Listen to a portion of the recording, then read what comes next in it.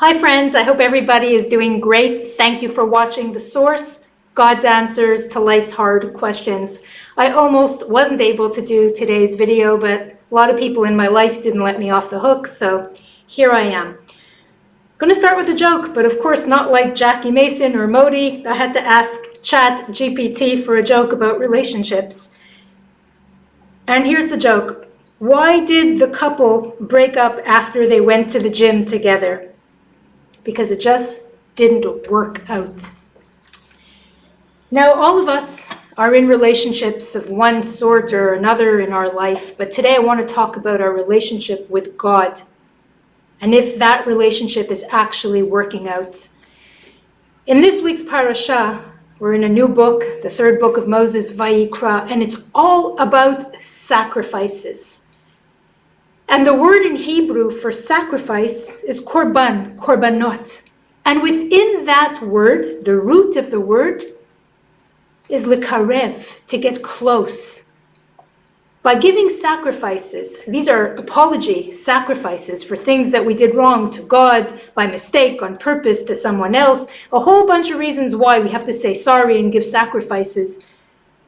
But in order to make our relationship work with God, to get closer to Him, we had to sacrifice.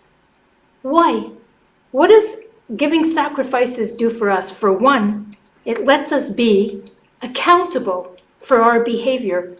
We come to terms with the fact that we are not perfect. Now, many of us don't take our relationship to the gym, and I mean in a very spiritual, symbolic sense. We don't work at it. We don't hone it. Right away, the ego steps in.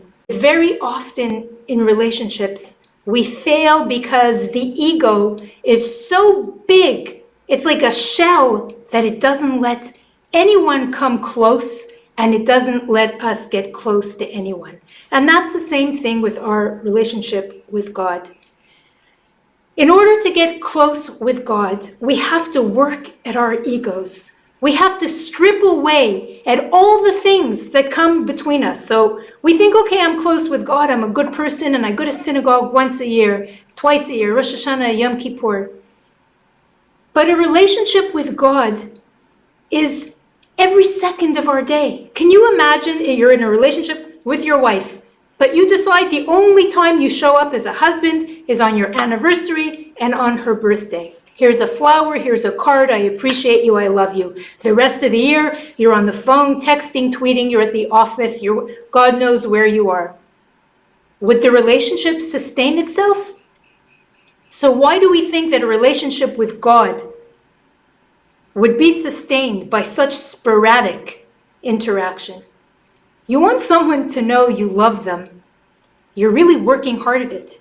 Here's a flower, here's a card, here's a compliment, here's my time, here's my attention, here's my shoulder, here's my ear to hear you out.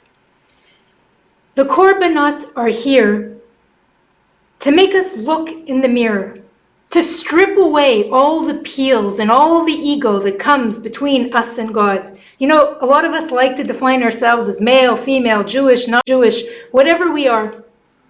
But did you ever think of yourself in terms of your definition that you are an antenna and your ego is muffling the reception with the divine source?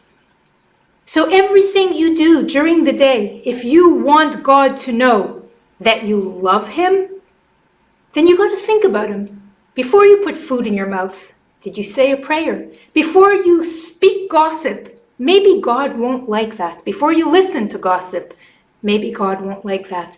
Before you rip off your partner, all these interactions with every step we take and with every breath we make, we are in a relationship with God, or we are building the shell around us.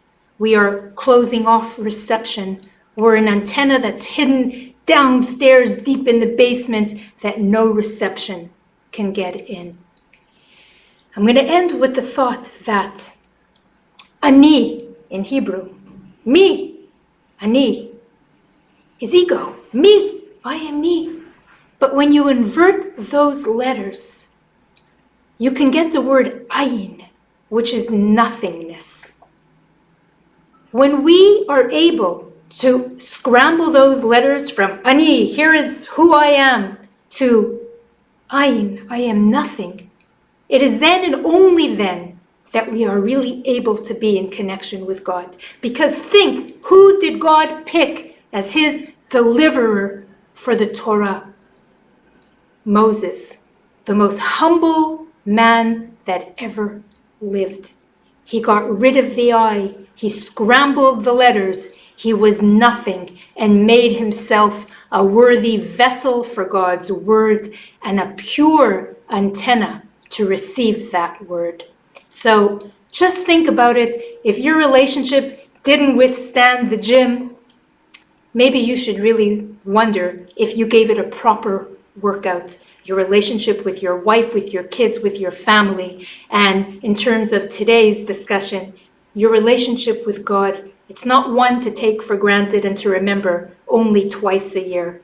Think about God, serve God. When you serve God properly and live by his word, then you will serve everyone else properly because his word is the instruction of life. Shabbat Shalom.